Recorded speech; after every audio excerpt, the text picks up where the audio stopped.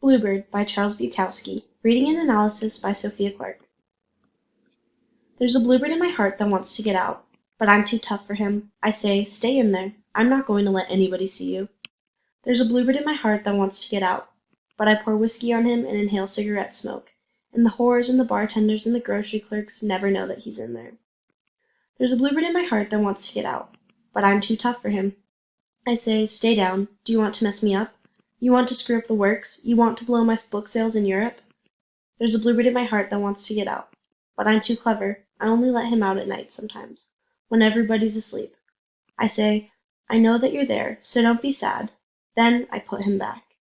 But he's singing a little in there. I haven't quite let him die, and we sleep together like that with our secret pact. And it's nice enough to make a man weep, but I don't weep. Do you? Henry Charles Bukowski was a German-American poet, novelist, and short story writer.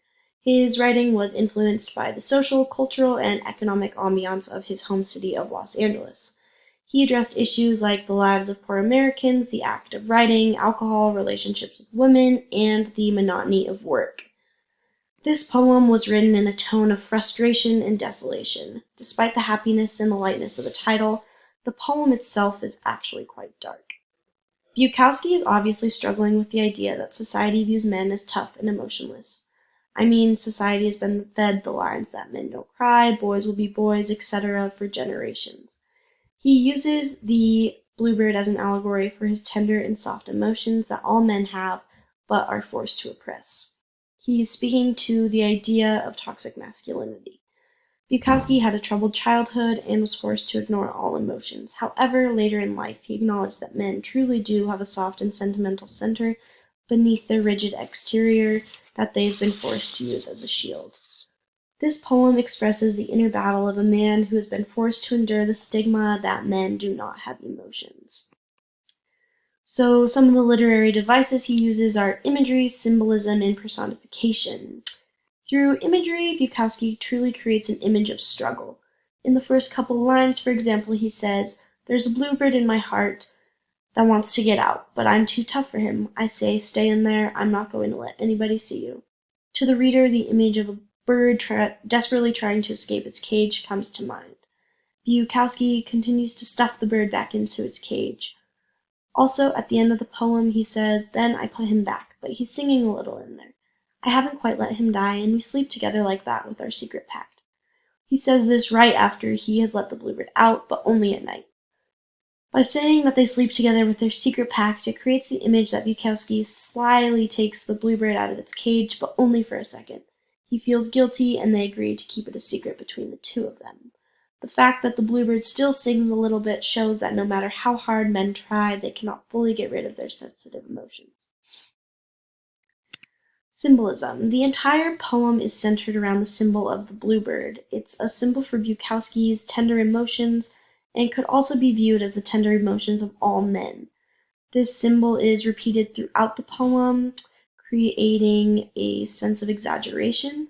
Each stanza, except the last, begins with, "There's a bluebird in my heart that wants to get out, but..."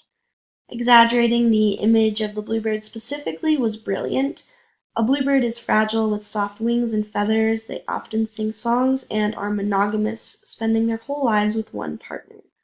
Using this image of a delicate bird as a symbol for delicate emotions truly created an interesting way to address emotions without directly talking about them, which strengthens this idea that men don't know how to deal with sensitivity, or rather that they don't have that side of them at all.